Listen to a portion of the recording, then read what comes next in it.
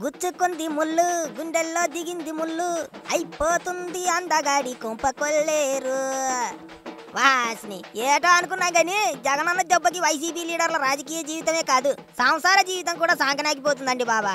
అన్నతో ఎట్టుకుంటే అన్నతో కలిసి రాజకీయం చేస్తే ఎంత ప్రమాదమో ఇప్పుడిప్పుడే వైసీపీ లీడర్లకు చాలా బాగా అర్థమైపోతున్నది. ఇంట్లో మగాళ్ళు జైలుకి వెళ్తే ఆడాళ్ళకు అవకాశం అంటూ వెర్రిమొర్రి ప్రకటనలు చేస్తున్నారు వైసీపీ వాళ్ళు. బుద్ధి జ్ఞానం ఉన్నోళ్ళు ఎవరైనా ఇట్లాంటి హామీలు ఇస్తారా?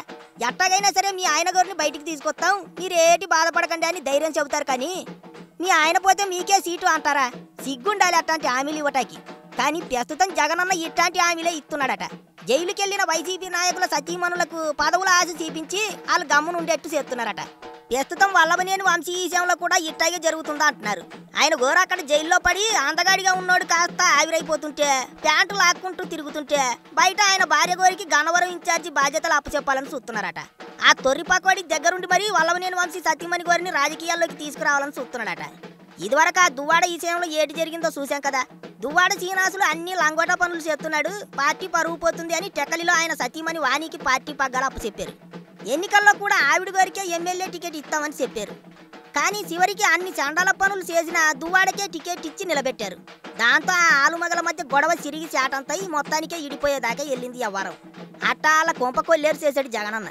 మొన్నే చూశాం కదా, ఆ నందిగాం సురేష్ను రెండోసారి బొక్కలో ఎడితే వాళ్ళ భార్యను ఓదార్చడానికి వెళ్ళి నీకే సీటు కన్ఫామ్ అని చెప్పారట. నువ్వే కాబోయే హోంమంత్రి అని కూడా చెప్పారట. ఆ మాటలు అట్టుకొని ఆవిడ గోరి ఏటేటో ఊహించేసుకుందని రకరకాలుగా మాట్లాడుకున్నారు.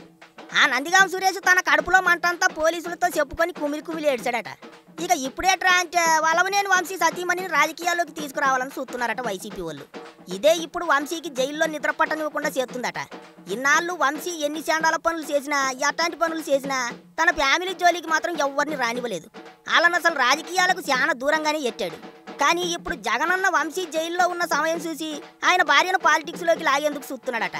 పైగా రేపో మాపో బెయిల్ వస్తుంది అనుకుంటుంటే ఇట్లాంటి సమయంలో తనను తప్పించి భార్యకు గన్నవరం ఇన్ఛార్జి పదవి కట్టబెడతారా అని లోపల రగిలిపోతున్నాడట అందగాడు. జగనన్న రాజకీయం ఎట్టా ఉంటుందో చూసారా? అవసరం కోసం ఏ ఆటైనా చేస్తాడు, ఎవరి కొంపలో అయినా కుంపటెడతాడు అనుకుంటున్నారు ఇప్పుడు జనం అంతా. మరి వైసీపీ లీడర్లకు ఇప్పటికైనా బుద్ధి వస్తుందో రాదో.